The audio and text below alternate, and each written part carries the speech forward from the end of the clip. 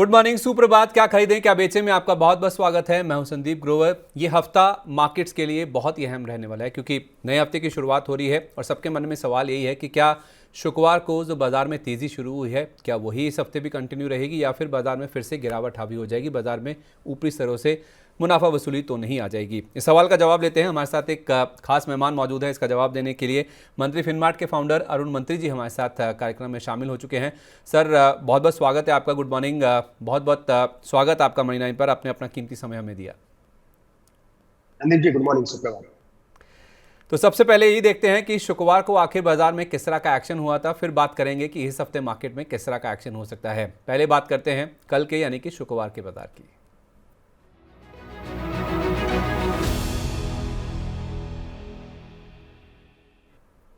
शुक्रवार को हफ्ते की जो क्लोजिंग है वो मजबूत नोट के साथ देखने को मिली। हरे निशान के साथ बाजार में क्लोजिंग देखने को मिली और क्लोजिंग भी ऐसी थी कि डे हाई के आसपास जाके बाजार में हमने क्लोजिंग बनती हुई दिखी है। तो 3 दिन की गिरावट तो थमी, 3 दिन की गिरावट पे तो ब्रेक लगा ही लगा। हम डे हाई पर जाकर शुक्रवार के सेशन में बंद होते हुए दिखे और तेजी भी कोई छोटी मोटी नहीं थी। निफ्टी में अगर आप देखें तो 100 अंकों से ज़्यादा का उछाल था। सेंसेक्स 218 अंक और बैंक निफ्टी में आप देखिए आउट परफॉर्मेंस था। 800 अंकों से ज़्यादा की तेज़ी के साथ हमने क्लोजिंग जो है शुक्रवार के सेशन में बनती हुई दिखी। एक समय निफ्टी पर हम देख रहे थे कि 24,550 के आसपास का इंटरडे लो बन गया था, लेकिन वहां से करीब करीब 300 अंकों के आसपास की रिकवरी के साथ क्लोजिंग हुई। हालांकि 25,000 का जो की साइकोलॉजिकल लेवल है उसके नीचे ही क्लोजिंग बनती हुई दिखी। सेंसेक्स एक समय 80,400 तक भी लुढ़क गया था और वहां से हमने देखा सेंसेक्स में 800 अंकों से ज़्यादा का सुधार देखने को मिला। 51,000 के बेहद करीब इंटरडे में बैंक निफ्टी भी पहुंचता हुआ दिखा था, उसके नीचे नहीं गया और वहां से 1100 अंकों की रिकवरी देखने को मिली और 805 अंकों की मजबूती के साथ बैंक निफ्टी में क्लोजिंग बनती हुई दिखी। तो तीनों इंडाइसेस में अगर आप देखें बेहद शानदार मूव देखने को मिला था। रिकवरी बहुत ही शानदार देखने को मिली। शुरुआत कमजोरी के साथ जरूर हुई थी, लेकिन लोअर लेवल से जो खरीदारी लौटी है उसमें हमने हफ्ते की जो क्लोजिंग है वो दमदार नोट पर देखी है। तो सर निफ्टी के लिए भले ही हमने जो 3 दिन से गिरावट हो रही थी उस पर एक ब्रेक लगता वो दिखा, लेकिन 25,000 अभी भी एक की रेजिस्टेंस के तौर पे काम कर रहा है। कितना बड़ा रेजिस्टेंस है सर? क्या आपको लगता है इस हफ्ते ये पार हो जाएगा? देखिए संदीप जी, पहले तो एक अच्छे लेवल के आसपास से मार्केट में थोड़ी बाइंग देखने को मिली है। अगेन देखना होगा कि कितना सस्टेन करेगा। पर दो चीजें हैं संदीप जी जो हम यूजुअली ट्रैक करते हैं। वो चीजें बता रही है कि मार्केट में काफी जो पोजीशंस है वो ओवरसोल्ड है और हो सकता है यहाँ से थोड़ा बाउंस आपको मार्केट में अगेन आता हुआ नजर आए। एक तो जो है एफआईएस की पोजीशन 25 से 30% के आसपास की लॉन्ग्स हो गई है। जहां तक आप अक्टूबर सीरीज की बात करें, जब सीरीज स्टार्ट हुआ था तो 82% के आसपास के लॉन्ग पोजीशंस आपके एफआईएस के थे। वो अब ऑलमोस्ट 60% घट चुके हैं। 25 से 30% के बीच में अब ये लॉन्ग पोजीशंस आ चुकी है। सेकेंडली, बड़े जो निफ्टी के नंबर्स थे, जो बड़े जो इंडेक्स को हिला सकते थे या इंडेक्स में ज्यादा बड़ा मूव दिखा सकते थे, सभी के नंबर्स आ चुके हैं। जैसे कि टीसीएस, इंफोसिस, रिलायंस, बजाज ऑटो, ऐसे बड़े कंपनीज के रिजल्ट्स ऑलरेडी आ चुके हैं। उनका प्राइसिंग पैटर्न भी हो चुका है। एक्सिस बैंक का भी ऑलमोस्ट फ्राइडे के सेशन में हो चुका है और आईसीआईसीआई बैंक के रिजल्ट्स यूजुअली एक्सिस बैंक के मुताबिक ही आते हैं, क्योंकि एक्सिस बैंक अगर अच्छा आते हैं तो यूजुअली आईसीआईसीआई बैंक के रिजल्ट्स भी थोड़े बेटर आते हुए नजर आते हैं। तो आईसीआईसीआई बैंक में भी एक अच्छा मूव आपको देखने को मिल रहा है। तो वो एक दो चीजें हैं जिसकी वजह से मार्केट में हो सकता है थोड़ा बॉटम या कह सकते हैं थोड़ी बहुत आपको पॉजिटिविटी नजर आए। Second Sandeep ji, last time जब हमारी बात हुई थी मैंने कहा था 24,700 24,800, जब तक ये लेवल नहीं टूटता थोड़ा बहुत आप कह सकते हैं आपका ट्रेंड पॉजिटिव है। नो डाउट पिछले 3 दिनों में काफी कार्नेज हुआ है मार्केट में। इंडेक्स भले ही 400 पॉइंट गिरा है पर स्टॉक में बड़ी बड़ी गिरावट देखने को मिली है। वो चीज को जरूर मानना पड़ेगा कि मिड कैप स्मॉल कैप में कार्नेज अच्छा हुआ है। पर जहां तक इंडेक्स की बात है 24,700 24,800 अगेन वही लेवल है जो अक्टूबर शुरू के अक्टूबर में या फिर कह सकते हैं कुछ ही दिन पहले जिसका लो बना था वो लो वापस सस्टेन होता हुआ नजर आ रहा है। तो क्लियरली 24,700 के नीचे अगर निफ्टी जाता है तो बड़ी सेल ऑफ निफ्टी में देखने को मिल सकती है। तो जब तक ये होल्ड कर रहा है 25,000 के आसपास या 25,100 तक एक बार बाउंस हो सकता है। 25,000 के कॉल में अच्छी रेटिंग है, वो एक जरूर बड़ा रेजिस्टेंस है। पर मुझे लग रहा है अगर मोमेंटम बनता है बैंक निफ्टी में, क्योंकि बैंक निफ्टी ऑलरेडी ट्रेंड को नेगेट करके वापस न्यूट्रल से पॉजिटिव हो रहा है, 52,000 के ऊपर की क्लोजिंग भी दे रही है। अगर बैंक निफ्टी अगर लीडरशिप पोजीशन में आता है तो हो सकता है 25,000 25,050 तक मार्केट एक बार वापस बाउंस बैक दिखा सकते हैं आज के सेशन में। तो यही चीज देखनी पड़ेगी कि मार्केट ओवरऑल रिजल्ट्स के ऊपर कैसा रिएक्ट करेगा। नीचे में 24,700 अगर ब्रेक होता है संदीप जी, तो मुश्किल का समय निफ्टी के लिए हो सकता है। अगर वो ब्रीच होता है तो 24,400 तक के लेवल्स देखने को मिल सकते हैं। तो 24,700 ये फाइनल स्टॉप लॉस निफ्टी में होना चाहिए। पिछली बार भी मुझे याद है सर 24,694 के आसपास ही बाजार में हमने देखा था रिकवरी आई थी, लेकिन इस बार वो लेवल भी ब्रीच होता हुआ दिखा है और आप कह रहे हैं कि वही लेवल मेक और ब्रेक है 24,700 का। अगर वो नीचे की ओर ब्रेक होता है तो फिर बाजार में गिरावट आ सकती है और अगर बाजार में कोई रिकवरी हुई तो 25,050 तक का जो एक बाउंस बैक है वो निफ्टी में देखने को मिल सकता है। आपने बैंक निफ्टी की भी बात करी सर। बैंक निफ्टी अगर हम देखें तो मोटा मोटी एक 51,000 नीचे की तरफ, 52,000 ऊपर की तरफ, इसी रेंज में ही कहीं ना कहीं फंसता हुआ या फिर कंसोलिडेट करता हुआ नजर आ रहा है। कब तक आपको ये रेंज ऊपर या नीचे की ओर टूटती हुई नजर आ रही है sir? Sandeep ji, clearly view बना है टेक्निकली तो बैंक निफ्टी बुलिश जोन की तरफ बढ़ रहा है। निफ्टी अभी बढ़ा नहीं है, निफ्टी अभी भी साइडवेज टू बेरिश है। पर बैंक निफ्टी ने हायर हाई बनाया तो उसका एक पॉजिटिव रुझान यही देखने को मिलेगा कि एक्सिस बैंक की लीडरशिप की वजह से बैंक निफ्टी ऊपर आया। अगेन इसका क्लियर साथ प्राइवेट बैंक्स ने दिया। एसबीआई ने एक अच्छा ब्रेकआउट दिया है, तो सभी बैंक्स जो भी जिसका वेटेजेस थोड़ा अच्छा है बैंक निफ्टी में, वो सभी बुलिश नजर आ रहे हैं। हो सकता है 52,500 52,600 तक बैंक निफ्टी जाता हुआ नजर आए। तो bank Nifty definitely leadership position में हो सकता है। सेकंड, आईटी स्टॉक अच्छे गिर चुके हैं, जैसे कि टीसीएस, इंफोसिस की बात करें तो गिरावट अच्छी आ सकती है। हो सकता है इंफोसिस में 1-2% और गिरावट आ जाए, पर वो भी अपने सपोर्ट के आसपास आते हुए नजर आएंगे। तो धीरे धीरे मुझे लग रहा है आईटी स्टॉक्स में भी नीचे की तरफ आपको बाइंग देखने को मिल सकती है। इसलिए मार्केट कंसोलिडेशन में रह सकता है। पर संदीप जी, मेरा थोड़ा बायस पॉजिटिव है इस लेवल से। 24,700 जब तक होल्ड कर रहा है, मुझे लग रहा है थोड़ी पॉजिटिविटी के साथ ही मार्केट को देखना चाहिए। तो आप कहना चाह रहे हैं आईटी और बैंक्स बाजार की तेजी को लीड करेंगे? जी संदीप जी, दोनों ही इंडेक्स हैवीवेट सेक्टर से अगर मार्केट को ऊपर जाना है तो दोनों ही सेक्टर लीड करेंगे। ऑटो से मेरी उम्मीद कम है क्योंकि मेजर ब्रेकडाउन देखने को मिलेगा, और अगर कमेंट्री बजाज ऑटो की तरह आती रही तो ऑटो में और क्रैक देखने को मिल सकता है। और नेक्स्ट बड़ा सेक्टर जो एक अच्छा रुझान रखता है वो मेटल्स भी ठीक ठाक नजर आ रहे हैं। तो मेटल्स हो सकता है थोड़ा बहुत पॉजिटिविटी नजर आए। एफएमसीजी में भी कोई बड़े मूव नहीं आ रहे, सभी नेगेटिव स्टॉक्स नजर आ रहे हैं। तो आईटी और मुझे लग रहा है बैंक्स, ये दो अच्छे करने चाहिए। फार्मा में डेफिनेटली अच्छे स्टॉक्स है, पर फार्मा उतना वेटेज रखता नहीं है। तो मुझे लग रहा है आईटी और बैंक निफ्टी अगर ये दो चलेंगे तो ही मार्केट को ऊपर के लेवल देखने को मिल सकते हैं। तो आईटी, बैंक्स और तीसरा चाहे तो मेटल्स, राइट? मेटल्स में भी अच्छा रुझान बन सकता है। जी संदीप जी, अगर मेटल्स में गिरावट आती है तो मुझे लग रहा है मेटल्स में भी एक अच्छी बाइंग देखने को मिल सकती है। लेकिन शुक्रवार को अगर हम देखें तो आईटी कमज़ोर होता हुआ नजर आया था। आईटी के साथ साथ तेल गैस और एफएमसीजी जिसकी आप बात कर रहे हैं, ये तीनों सेक्टर कमज़ोर थे। बाकी सभी आप एनआईसी के इंडाइसिस देखें तो हरे निशान के साथ जाकर बंद हुए। जिस तरह का मूड माहौल सुधरता हुआ दिखा था बाजार में, सबसे ज़्यादा लीड कर रहे थे बैंकिंग, फाइनेंशियल। बैंकिंग में चाहे आप निजी देखिए, सरकारी बैंक देखिए, सब उछल रहे थे। फाइनेंशियल स्टॉक्स में भी काफ़ी अच्छा रुझान देखने को मिला। कमोडिटी इंडेक्स में भी काफ़ी अच्छी तेज़ी बनती हुई दिखी और जी एंटरटेनमेंट में जिस तरह से नंबर्स के बाद रुझान बना, मीडिया में भी हमने देखा सबसे ज़्यादा तेज़ी बनती हुई दिखी। एक्सिस बैंक, जैसे अरुण सर हाईलाइट कर भी रहे थे, ये निफ्टी का टॉप गेनर था। विप्रो में भी हालांकि नंबर्स अच्छे नहीं थे, गाइडेंस कमज़ोर था, उसके बावजूद पॉजिटिव साइड पे क्लोजिंग बनती हुई दिखी। निफ्टी के टॉप गेनर्स में शामिल था आइशर मोटर्स, आईसीआईसीआई बैंक, ये निफ्टी के टॉप गेनर थे। और एक्सिस बैंक और आईसीआईसीआई बैंक ने भी इनफैक्ट बैंक निफ्टी को भी सपोर्ट किया। और गिरने की जहाँ तक बात है, इन्फोसिस सरप्राइज फैक्टर था। नंबर्स के ऊपर बाजार ने ज़्यादा फोकस किया, हालांकि गाइडेंस को ऊपर की ओर रिवाइज किया गया था दोनों एंड पे, लोअर एंड पे भी, हायर एंड पे भी।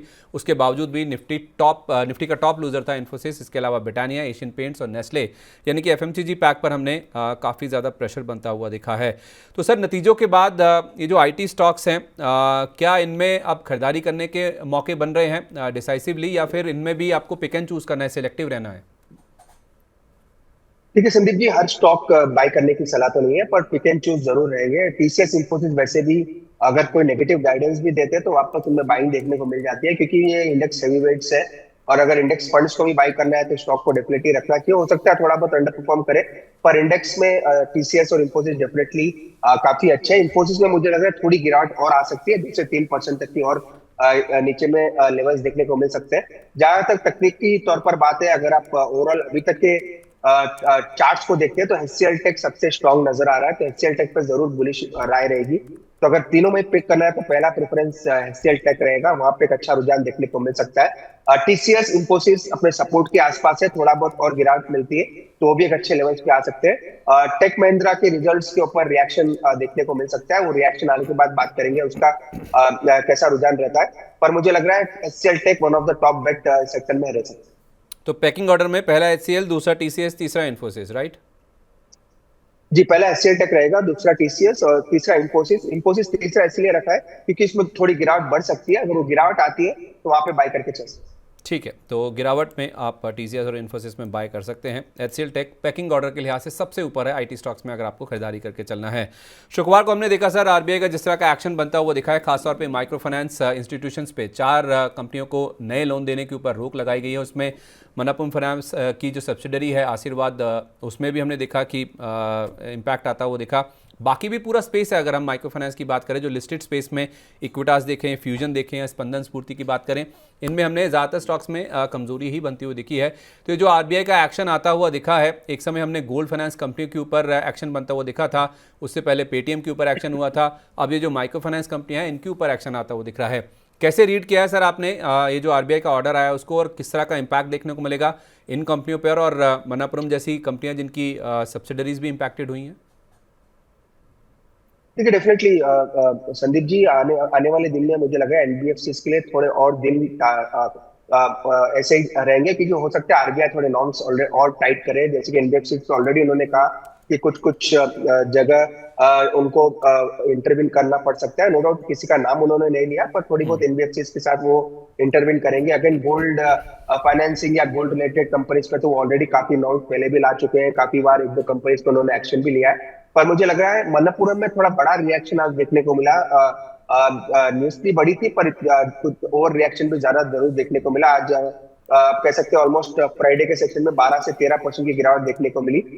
उसका एक और रीजन जो मुझे लग रहा है वो स्टॉक एफ एंड बैन में भी है, तो उसी वजह से स्टॉक में भी एक आप कह सकते हैं ज्यादा गिरावट देखने को मिली। पर अगेन बाइंग की सलाह जब तक नहीं रहेगी, जब तक टेक्निकल स्ट्रक्चर सुधर नहीं जाए, क्योंकि फंडामेंटल तो डेफिनेटली ठीक ठाक है, कोई दिक्कत नहीं है, बड़े अच्छे ग्रुप से आता है। एक दो नेगेटिव न्यूज आने से फंडामेंटल्स वैसे खराब नहीं होते, पर बाइंग जब भी करें जब टेक्निकल स्ट्रक्चर थोड़ा सुधर जाए और मोमेंटम बने। इसलिए मुझे लग रहा है बाइंग के लिए थोड़ा मोमेंटम बनने दे या टेक्निकल स्ट्रक्चर सुधरने दे, वहां पे बाइंग करेंगे तो ज्यादा बेटर रहेगा। पर एनबीएफसी में मुझे लग रहा है सबसे अच्छी अगर अभी बेट लेनी है तो मुझे लग रहा है होम बजाज फाइनेंस और बजाज फिनसर्व ये अच्छे करेक्शन में देखने को मिल रहे हैं, तो ये दोनों स्टॉक्स पर जरूर नजर होनी चाहिए। ठीक है, एनबीएफसीज में अगर आपको खरीदारी करनी है तो बजाज फाइनेंस, बजाज फिनसर्व ये बेटर ऑप्शंस हैं।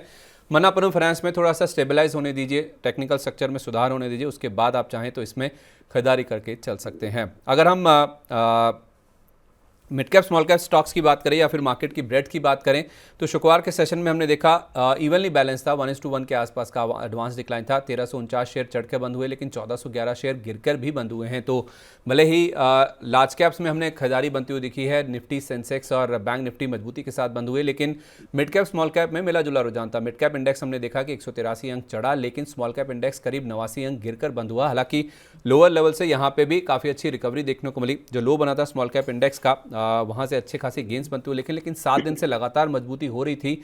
उसके बाद हमने दूसरे दिन लगातार गिरावट बनती हुई दिखी है। लोअर लेवल से हमने देखा 1122 अंकों के आसपास की रिकवरी हुई स्मॉल कैप इंडेक्स में, लेकिन आप समझ सकते हैं कि सेलिंग प्रेशर कितना था, जो 1122 अंकों के आसपास की रिकवरी के बावजूद भी 90 अंकों के आसपास की कमजोरी लेकर ये इंडेक्स बंद हुआ। तो आप समझ सकते हैं कि 1200 अंकों के आसपास की गिरावट एक समय इस इंडेक्स में शुक्रवार को देखने को मिली थी। इसी वजह से हमने देखा कि जो एडवांस डिक्लाइन है वो डिक्लाइंस की तरफ आपको ज़्यादा इंक्लाइन नजर आएगा।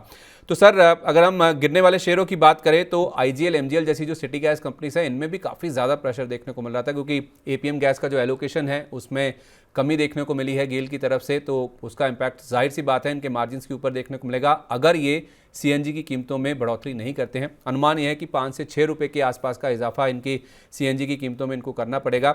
आपकी क्या राय है सर, क्या ये कंपनियां इसको पचा लेंगी बिना हाइक के, और ऐसा होता है तो मार्जिन पे कितना प्रेशर आएगा, या फिर आपको लगता है कि इनको कीमतें बढ़ानी पड़ेंगी?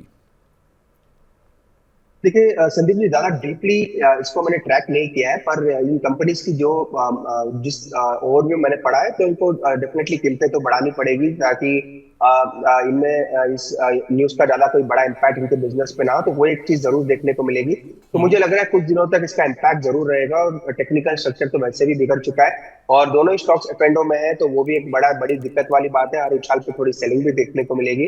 पर मुझे लग रहा है इस सीरीज के लिए एटलीस्ट अक्टूबर के लिए स्टॉक्स डाउन ट्रेंड में जा चुके हैं, और ज्यादा बड़ी रिकवरी एक्सपेक्टेड नहीं है अनटिल अनलेस कोई सेकंड नेगेटिव पॉजिटिव न्यूज आ जाए। पर मुझे लग रहा है उछाल में एक बार का अगर किसी ने पोजीशंस शॉर्ट टर्म के लिए लिए तो एक बार का एग्जिट करने की राय रहेगी। मोस्टली अक्टूबर में स्टॉक्स चलने की कोई गुंजाइश नजर नहीं आ रही, क्योंकि दोनों ही बड़े मूविंग एवरेज के नीचे आ चुके हैं, बड़ी गिरावट आ चुकी है। पर लॉन्ग टर्म स्ट्रक्चर अभी भी ठीक ठाक है, कोई दिक्कत नहीं है। पर शॉर्ट टर्म में या मीडियम टर्म की बात करें तो डेफिनेटली एक बड़ा डेंट देखने को मिला है, और शॉर्ट टर्म में एटलीस्ट अगर किसी ने पोजीशन अप एंड हो या फिर शॉर्ट टर्म ट्रेडिंग के लिए लिए तो उछाल पे निकल जाने की राय है। तो उछाल पर बेचे, आईजीएल एमजीएल पर फिलहाल यही राय निकल के सामने आ रही, क्योंकि इनके स्ट्रक्चर जो है टेक्निकल अगर आप देखें तो वो कमज़ोर होते हुए नज़र आ रहे हैं। लेकिन इस पूरे हफ्ते की जहाँ तक बात है, ये हफ्ता क्या मजबूत रहने वाला है शुक्रवार को जिस तरह की हमने रिकवरी मार्केट्स में देखी है। चलिए आज की तैयारी शुरू करते हैं।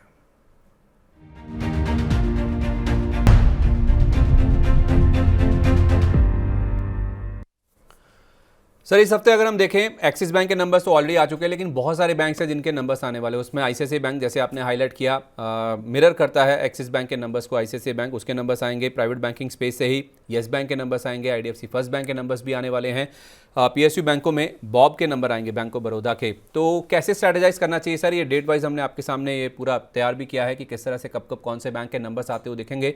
तो 24, 25, 26 प्रीडोमिनेंटली आप देखिए इन्हीं 3 तारीखों को ज़्यादातर बैंकों के नंबर्स आने वाले हैं। तो कैसे तैयारी करनी चाहिए सर? ये जो बैंकों के नंबर आ रहे हैं या एक्सिस बैंक के नंबर्स को आपने जो रीड किया है, उसके बाद किन बैंकों में अभी पहले से नंबर से पहले पोजीशन बनाई जा सकती है? देखिए संदीप जी, यूजुअली ये बेट नहीं करते कि कोई नंबर्स के अपने पोजीशंस बनाए, क्योंकि आजकल नंबर्स के बाद रिएक्शंस बहुत बड़े आते हैं। 4 से 5% तो स्टॉक प्राइसेस ऐसे ही गिर जा रहे हैं, तो वो एक चीज जरूर ध्यान में रखनी है। पर एक चीज जरूर ध्यान रखें, अगर यहाँ से जो मुझे लग रहा है आईसीआईसीआई बैंक एक काफी अच्छा बेट हो सकता है। अगर आप रिस्क लेके ले सकते हैं तो आईसीआईसीआई बैंक पे जरूर बेट करें। दूसरा जो है कोटक बैंक का जरूर रिजल्ट नहीं है, पर कोटक बैंक मुझे लग रहा है यहाँ से काफी अच्छा कर सकता है। तीसरा, अगेन अगर आपको बेट करना है बैंकिंग में, तो बैंक ऑफ बड़ौदा का स्ट्रक्चर भी धीरे धीरे मजबूत हो रहा है, तो वहां पे भी बेट करके चल सकते हैं। पर प्रिफरेबली मुझे लग रहा है आईसीआईसीआई बैंक एक बेटर प्ले रहेगा। एटलीस्ट अगर आप अटक भी जाएंगे किसी वजह से कैश में, तो मुझे लग रहा है उसके भाव वापस आ सकते हैं। तो आईसीआईसीआई बैंक के साथ अगर आप पोजीशन बनाते हैं तो वो ज्यादा बेटर सेफ प्ले हो सकता है। 1269 का हाई था फ्राइडे के सेशन में, आप देखिए 1267 पे क्लोजिंग हुई। एग्जैक्टली आप डे हाई के आसपास जाके 3% की मजबूती के साथ आईसीआईसीआई बैंक में क्लोजिंग हुई है, और इसी में सबसे ज़्यादा खरीदारी करने की जो कवायद है वो अभी भी की जा रही है। इसके बाद चाहें तो कोटक बैंक और बैंक ऑफ बड़ौदा, यहाँ पे भी आप खरीदारी करके चल सकते हैं, चाहे आप नतीजों के एवज में खरीद रहे हैं या फिर ओवरऑल बैंकिंग सेक्टर पर पोजिशन बना रहे हैं। ये 3 स्टॉक्स हैं जहाँ पर आज आपका रुझान होना चाहिए, या फिर इस हफ्ते के लिहाज से। रियलिटी की जहाँ तक बात है सर, हम देख रहे हैं कि जो अल्ट्रा लग्जरी स्पेस है वहाँ पे कंपनियों का काफ़ी ज़्यादा फोकस बढ़ रहा है। जो लग्जरी प्रोजेक्ट्स हैं उसके ऊपर ज़्यादातर कंपनियाँ शिफ्ट कर रही हैं, फोकस कर रही हैं, वहाँ पे अपना ध्यान बढ़ा रही हैं, निवेश भी बढ़ा रही हैं। तो इस स्पेस में अगर हम देखें तो डीएलएफ है, ओबरॉय है, लोधा है, जिसे हम मैक्रोटेक डेवलपर्स के नाम से जानते हैं, गोदरेज प्रॉपर्टीज़ के भी कुछ नए प्रोजेक्ट्स आ रहे हैं। तो क्या अब उन्हीं रियलिटी स्टॉक्स पर फोकस करना चाहिए जो कि अल्ट्रा लग्जरी स्पेस में है? देखिए Sandeep ji, ultra luxury space आजकल काफी बूम पे है। 2 या 3 करोड़ के नीचे तो आपको आजकल वैसे भी फ्लैट्स देखने को नहीं मिलते हैं। नो डाउट 1-2 करोड़ भी काफी बड़ी रकम है, पर यूजुअली आजकल मिनिमम अगर आप देखें तो थोड़े भी लग्जरी फ्लैट को जाते हैं तो वो मिनिमम रेट्स आपको देखने को मिलते हैं। और दिल्ली, नोएडा तो वैसे भी आप जानते हैं, वहाँ पे अगर आप कोई भी फ्लैट लेने जाएंगे तो काफी हाई रिच आप कह सकते हैं वहाँ पे रेट्स है। तो मुझे लग रहा है जो अल्ट्रा रिच कह सकते हैं या फिर अल्ट्रा जो बड़े फ्लैट्स हैं उनमें एक बड़ा रुझान पॉजिटिव देखने को मिल रहा है। तो इसमें मुझे लग रहा है गोदरेज प्रॉपर्टी एक बड़ा अच्छा प्ले हो सकता है। नो डाउट दूसरे कंपनीज भी अच्छे हैं, डीएलएफ के भी एक दो बड़े लॉन्चेस दिसंबर में एक्सपेक्टेड है, कि वो भी होने की ऑलमोस्ट फाइनलाइजेशन है। तो मुझे लग रहा है डीएलएफ और गोदरेज प्रॉपर्टी ये दोनों स्टॉक्स काफी अच्छे करने चाहिए। तो मेरा प्रिफर्ड गोदरेज प्रॉपर्टी रहेगा। 3000 के आसपास का एक स्टॉप लॉस लगा ले, शॉर्ट टर्म ट्रेडिंग के लिए भी लेते हैं। देखिए स्टॉप लॉस जरूर लगाएं अगेन, क्योंकि मार्केट ऐसा है 2-3% तो स्टॉक में कब गिरावट आ जाती है आजकल पता नहीं चलता। तो वो एक चीज जरूर सबको ध्यान में रखनी है। 3000 के स्टॉप लॉस के साथ अगर लेना चाहते तो ले सकते हैं। 3300 के 3350 ये 2 इमीडिएट टारगेट्स रहेंगे। तो मुझे लग रहा है गोदरेज प्रॉपर्टी एक अच्छा शॉर्ट टर्म बेट हो सकता है। अच्छा sir, on a lighter note, जैसे आपने भी हाईलाइट किया, सारे जानते हैं कि हम दिल्ली एनसीआर में ऑपरेट करते हैं। अगर आपकी इजाज़त हो, आप अगर रिवील करें कि आप किस शहर से हमारे साथ जुड़ते हैं, कहाँ पे आपका कारोबार है और वहाँ पे रियल एस्टेट की क्या सिचुएशन है, अगर आप थोड़ा रिवील कर पाएँ। देखिए संदीप जी, मेरा होम टाउन वैसे तो राजस्थान है, पर हम जो ऑपरेट करते हैं वो हैदराबाद से ऑपरेट करते हैं। हैदराबाद में भी काफी बड़ी आप कह सकते हैं बूम रियल एस्टेट की आई थी लास्ट, जब से आपको तो पता है तेलंगाना आंध्रा पहले एक ही था। जब से तेलंगाना अलग बनाया और हैदराबाद तेलंगाना का कैपिटल अब पूरी तरह हो चुका है, क्योंकि अब आंध्रा का कैपिटल दूसरी सिटी रहेगी। तो यहाँ पे बूम काफी रियल एस्टेट का काफी बड़ा है, और यहाँ पे भी बड़े फ्लैट्स या बड़े सोसाइटीज बनने काफी शुरू हुए हैं। और आज अगर आप ओवरऑल बात करें साउथ इंडिया में, तो Hyderabad one of the sweet spot और काफी लोगों का प्रिफरेबल सिटी रहा है। तो यहाँ पे भी रियल एस्टेट की तो बात कुछ ही नहीं चाहिए। यहाँ पे तो प्राइजेस काफी आसमान छू रहे हैं। अगर आप लेना चाहें तो काफी मुश्किल है। जो पहले ले चुके हैं वो वेल एंड गुड, पर आज अगर लेते हैं तो काफी मुश्किल प्राइजेस में मिल रहे हैं। तो दिल्ली नोएडा तो मैं यूजुअली जो मेरे फ्रेंड्स रहते हैं उनमें मेरी बात होती रहती है कि वहाँ पे कैसे प्राइजेस सर्ज हुए हैं, पर वही चीज आपको हैदराबाद में भी देखने को मिलती है। चलिए सर, अब हम भी बता पाएंगे किसी को कि हैदराबाद में रियल एस्टेट की किस तरह की स्थिति है। हमारे भी जानने वाले वहाँ पे रहते हैं और वहाँ पे भी फ्लैट खरीदना बहुत महंगा, काफ़ी मुश्किल हो रहा है, जैसा हम दिल्ली नोएडा में भी देखते हैं। अच्छा सर, त्योहारी सीज़न चल रहा है, तो त्योहारी सीज़न में क्या QSR यानी कि जो क्विक सर्विस रेस्टोरेंट्स होते हैं या फिर जो एंटरटेनमेंट जैसी कंपनीज हैं, PVR जैसी, क्या इनमें खरीदारी करने के मौके आपको नज़र आ रहे हैं?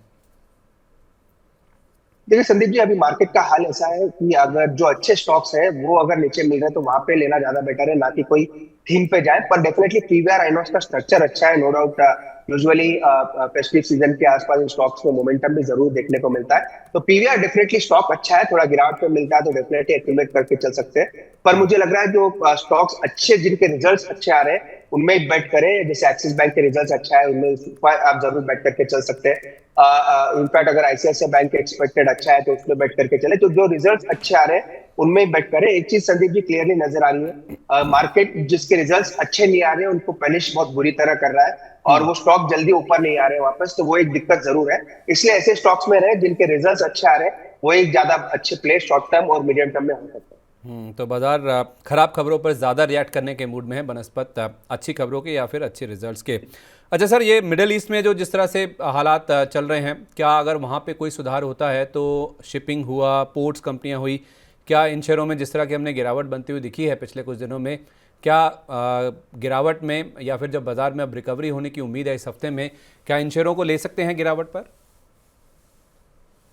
संदीप जी डेफिनेटली स्टॉक्स जो इंफ्रा रिलेटेड है, जैसे पोर्ट्स के जो बिजनेस है, Adani port one of the biggest आप कह सकते हैं पोर्ट प्लेयर है। इसका इजराइल में भी एक बड़ा यूनिट है। एग्जैक्ट मुझे नाम याद नहीं आ रहा, पर वो पोर्ट वही हैंडल करते हैं। तो अडानी पोर्ट एक अच्छा बेट हो सकता है। अगर मिडिल ईस्ट की हालत सुधरते हैं तो वो एक अच्छा बेट रहेगा। एलएनटी का बड़ा कारोबार मिडिल ईस्ट में है। संदीप जी आपको तो पता ही होगा कि एलएनटी के काफी ऑर्डर्स मिडिल ईस्ट से आते हैं। तो मिडिल ईस्ट से अगर थोड़ा बहुत भी सिचुएशन सुधरती है तो L&T one of the major beneficiary है। और एलएनटी वैसे गिरा भी नहीं है। अगर आप उसका रिसेंट लास्ट 10 दिन का डेटा देखें तो कोई गिरावट नहीं है, इनफैक्ट थोड़ा बड़ा ही है स्टॉक। तो एलएनटी एक अच्छा बेट हो सकता है अगर कोई बेट करना चाहे। थर्डली, अगर क्रूड ऑयल अगर गिरता है यहाँ से, क्योंकि अगर मिडिल ईस्ट में टेंशन कम होती है, क्रूड ऑयल गिरता है, तो पेंट्स, पिडिलाइट जैसे स्टॉक काफी अच्छा कर सकते हैं। और सेकेंडली ऑयल मार्केटिंग कंपनीज, उनमें भी जरूर ध्यान दिया जा सकता है। पर मुझे लग रहा है एलएनटी एक अच्छा बेट होगा अगर आपको मिडिल ईस्ट में। नो डाउट इसका कोई डायरेक्ट रिलेशन नहीं है कोई वार से, पर मुझे लग रहा है एलएनटी एक अच्छा रहेगा। सेकेंडली, ऑयल मार्केटिंग कंपनीज पे जरूर ध्यान दें। अगर क्रूड में गिरावट आती है तो वहां पे एक अच्छा उछाल देखने को मिल सकता है। ऑटो पे सर हम ऑलरेडी वैसे बात कर चुके हैं, लेकिन आपने कहा भी है कि ऑटो को अभी अवॉइड करना चाहिए, लेकिन ओवरऑल व्यू क्या है? जिस तरह की गिरावट हम देख रहे हैं, जो शार्प फॉल्स आ रहे हैं बजाज ऑटो जैसे स्टॉक्स में या टीवीएस एम&एम में भी जिस तरह का फॉल आया है, क्या ऑटो में आगे और गिरावट आएगी या फिर कोई रिकवरी की उम्मीद करें इस हफ्ते में? देखिए संदीप जी, मुझे लग रहा है कंसोलिडेशन रहेगा। पर अगर किसी को बाई करना है तो दो स्टॉक जरूर हम रिकमेंड कर रहे हैं। नो डाउट ऑटो में उतना बड़ा उछाल की उम्मीद नहीं है, पर कोई ना कोई पॉइंट पे आपको स्टॉक्स अच्छे लगते हैं। तो एम&एम और टाटा मोटर्स, ये दो मुझे लग रहा है गिरावट पे बाई करके चल सकते हैं। यहाँ से भी हो सकता है थोड़ी बहुत गिरावट बढ़े, पर दोनों एक अच्छे आप कह सकते हैं लेवल्स के आसपास ट्रेड कर रहे हैं। एम&एम तो मुझे लग रहा है वैसे भी आउट परफॉर्म करेगा। तो एम&एम और टाटा मोटर्स इन जरूर ध्यान रखें। टाटा मोटर्स हो सकता है थोड़ा अंडर परफॉर्म करे, पर एक अच्छे लेवल्स के आसपास है। इन दोनों में बैठ करके चल सकते हैं। पर ओवरऑल सेक्टर मुझे लग रहा है बड़े कंसोलिडेशन में जा चुका है। और बजाज ऑटो जैसा अगर दिग्गज ऐसी कमेंट्री देता है तो उसका जरूर इम्पैक्ट दूसरे कंपनी पे ही पड़ेगा। अगर फेस्टिव सीजन थोड़ा बहुत भी अच्छा हो जाता है, एक्सपेक्टेशन से थोड़ा बहुत भी अच्छा हो जाता है, अगर कमेंट्री बदलती है, तो वहां पे एक पॉजिटिव नजरिया देखने को मिल सकता है। दूसरी तिमाही के नतीजों की आपने ऑलरेडी वैसे बात कर ली है, आपने इन्फोसिस को टच भी किया है, लेकिन विप्रो में हमने एक अनएक्सपेक्टेड मूव आता हुआ दिखा रिजल्ट्स के बाद। खासतौर पे जिस तरह की इन्होंने गाइडेंस दी थी, गाइडेंस बाजार को पसंद नहीं आई थी, उसके बावजूद आप देखिए 3-3.5% के आसपास की बढ़त के साथ स्टॉक बंद होता हुआ दिखा। LTI माइंट्री, इसके भी नंबर्स के बाद जो रिएक्शन है वो काफ़ी शार्प देखने को मिला। माफ़ कीजिए, एक्सिस बैंक की बात तो आप कर ही चुके हैं, और इसके अलावा शुक्रवार को बाजार बंद होने के बाद टाटा कंज्यूमर के भी नंबर्स आते हुए देखे हैं। तो इन्फोसिस के अलावा सर कोई और ऐसा स्टॉक जो कि रिजल्ट्स के बेसिस पर आपके रडार पे है, अगर आप एक LTI माइंट्री पे भी अपनी राय दे दे तो? देखिए संदीप जी, एलटीआई माइंट्री वैसे चार्ट काफी इसका पॉजिटिव था, नो डाउट। आज आज के फ्राइडे के रिएक्शन के बाद आप कह सकते हैं एक बड़ा आप कह सकते हैं टेक्निकल स्ट्रक्चर बिगड़ा है, क्योंकि ये ओवरऑल स्टॉक काफी मोमेंटम में था और one of the out performer IT sector में था, और लास्ट सेशन में ऑलमोस्ट 6% की गिरावट देखने को मिली।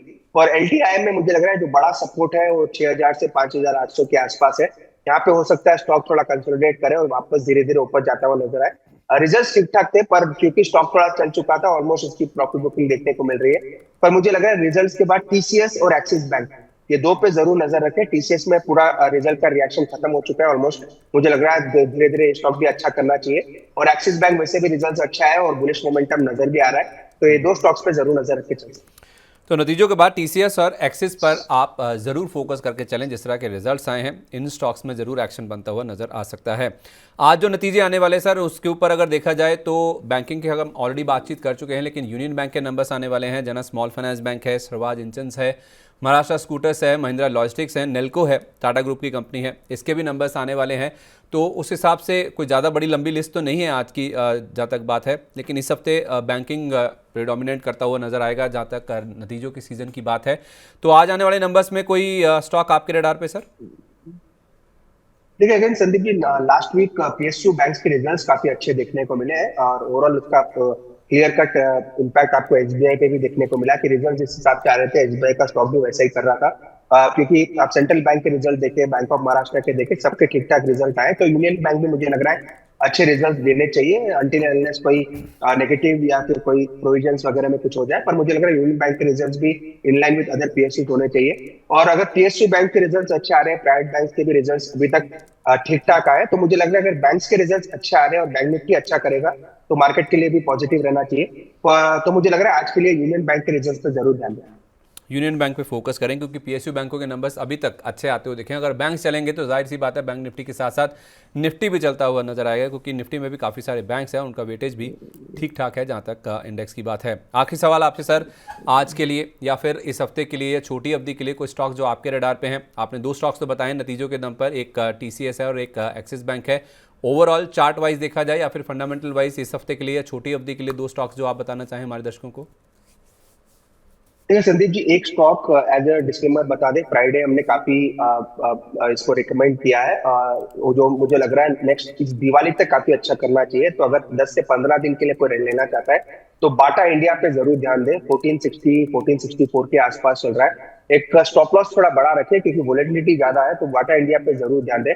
मुझे लग रहा है 1420 के एक स्टॉप लॉस के साथ बाई करें, और 1540 से 1560 ये दो टारगेट ऊपर में बाटा इंडिया में देखने को मिल सकते हैं। तो बाटा इंडिया मुझे लग रहा है काफी अच्छा करना चाहिए। सेकंड स्टॉक ऑलरेडी मैंने कहा आईसीआईसीआई बैंक, ये काफी बार ऑलरेडी इस शो पे कह चुका हूँ, ये स्टॉक मुझे लग रहा है यहाँ से भी 3 से 4% की अच्छी तेजी दिखा सकता है। तो आईसीआईसीआई बैंक पे भी आप नजर रख के चल सकते हैं। जहां तक लेवल्स की बात है, 1240 एक छोटा स्टॉप लॉस ही लगा है 1240 का, 1290 से 1300 तक के टारगेट देखने को मिल सकते हैं। अगेन संदीप जी, क्लियरली एक चीज ध्यान रखनी है, रिजल्ट्स के एक दिन पहले तक ही आईसीआईसीआई बैंक में पोजीशन रखें, रिजल्ट्स के दिन पोजीशंस को कैरी ना करें, क्योंकि रिजल्ट्स के दिन यूजुअली आपको रिएक्शन दोनों साइड बड़ा देखने को मिल सकता है।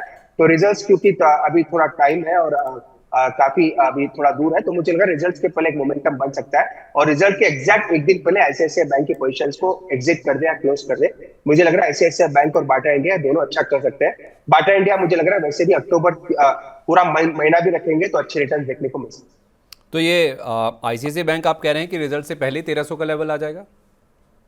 जी मुझे लग रहा है 1290 तक ये जाना चाहिए, ऑलमोस्ट 20-30 रुपए दूर है, तो 20-30 रुपीज का मोमेंटम एक देखने को मिल सकता है। तो आईसीआईसीआई बैंक मुझे लग रहा है लीडरशिप ले सकता है। बाटा इंडिया अगेन मैंने रिजल्ट ट्रैक नहीं किया, इसका रिजल्ट कब है वो एक चीज जरूर देखने को मिलेगी। पर टेक्निकली मुझे लग रहा है ये स्टॉक ऊपर में आराम से 1540 तक स्टॉक के लेवल्स देखने को मिल सकते हैं। ठीक है, तो दिवाली तक होल्ड करें बाटा इंडिया को, और रिजल्ट से एक दिन पहले तक आईसीआईसीआई बैंक को अगर आप होल्ड करते हैं तो 1290-1300 रुपये तक के जोन्स तक ये स्टॉक जा सकता है। 1267 डे हाई के आसपास फ्राइडे को क्लोजिंग हुई थी, 1240 रुपये का आपको स्टॉप लॉस रखना है। और बाटा इंडिया आपकी स्क्रीन पर है 1540, 1560 ये आपके टारगेट प्राइस हैं। और आपको स्टॉप लॉस यहाँ पे रखना है 1420 का, क्योंकि 1464 रुपये के आसपास हमने देखा बाटा इंडिया में क्लोजिंग बनती हुई दिखी है। तो उस लिहाज से यहाँ पे आप फोकस कर सकते हैं बाटा इंडिया और आईसीआईसीआई बैंक। छोटी अवधि के लिए इन स्टॉक्स को आप खरीदारी करके चल सकते हैं। आईसीआईसीआई बैंक तो आपने बताया सर, आपने डिस्क्लोजर भी दिया, बाकी और बहुत सारे स्टॉक्स और सेक्टर्स की बात हुई है। इससे पहले आप हमसे विदा लें, कोई डिस्क्लोजर जो आप शेयर करना चाहेंगे? संदीप जी, काफी स्टॉक्स डिस्कस किए, ये सभी सेम व्यू हमने सभी के साथ डिस्कस किया है और पोर्टफोलियोज में क्लाइंट्स के या किसी भी प्लेटफॉर्म पे शेयर किया है, तो वहाँ पे डेफिनेटली उनके पास पोजीशंस हो सकती है। पर्सनली मेरे पोर्टफोलियो में कोई भी स्टॉक नहीं। चलिए, बहुत बहुत धन्यवाद सर, आज सुबह सुबह हमारे साथ कार्यक्रम में शामिल होने के लिए। आज का दिन और ये पूरा हफ्ता आपके लिए बहुत शुभ हो, ऐसी उम्मीद के साथ हम आपको विदा करते हैं। बहुत धन्यवाद आज हमारे साथ जुड़ने के लिए। Thank you Sandeep. तो क्या खरीदें क्या बेचें में आज के लिए बस इतना ही। बाजार में शुक्रवार को जो रिकवरी शुरू हुई है, क्या आज भी जारी रहेगी? दिन के दौरान मेरे सहयोगी विवेक मित्तल आपके साथ जुड़ेंगे सुबह 10:30 बजे बीच बाजार में। आप चाहें तो आपके मन में कोई भी सवाल आ रहा हो या कोई दुविधा हो, किसी ट्रेड में आप फंस गए हैं, तो आप उनके साथ जुड़ के अपने सवाल पूछ सकते हैं। ग्लोबल मार्केट्स में किस तरह का एक्शन है वो आपको बताते हैं। और इसके अलावा नतीजों पर तो फोकस रहता ही है, मिड कैप स्मॉल कैप पे स्टॉक एक्सरे और इसके साथ साथ छोटे मझोले स्टॉक्स पर भी काफ़ी फोकस रहता है। तो जुड़ना मत भूलिए सुबह 10:30 बजे बीच बाजार में, सोमवार से शुक्रवार। तो क्या खरीदें क्या बेचें को यहीं पर समेटते हैं। उम्मीद करते हैं फ्राइडे की तरह आज का दिन भी आपके लिए प्रॉफिटेबल रहेगा। इसी उम्मीद के साथ मुझे आप इजाज़त दीजिए, कल आपसे फिर मुलाकात होगी। तब तक के लिए नमस्कार।